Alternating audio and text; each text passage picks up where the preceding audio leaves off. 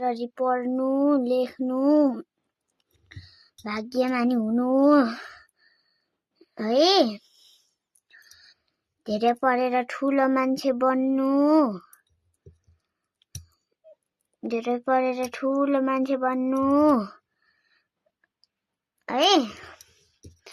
पढ्नु लेख्नु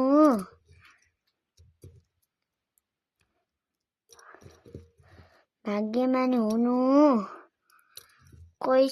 कोहीसँग झगडा नगर्नु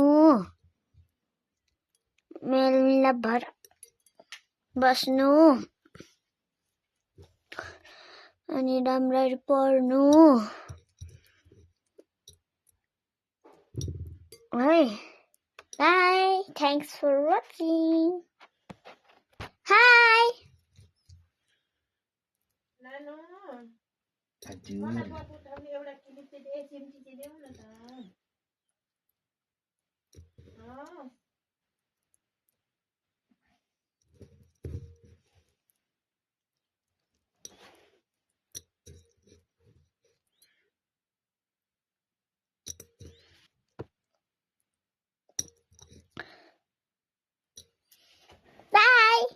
हो त्यति भयो हो त मजाको सुहायो त्यति पानी आउन त कुहिरो लाग्यो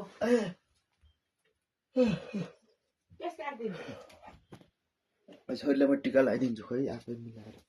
पहिला छोरीलाई म टिका आमा छोरीकोमा खिचिदिन्छु ल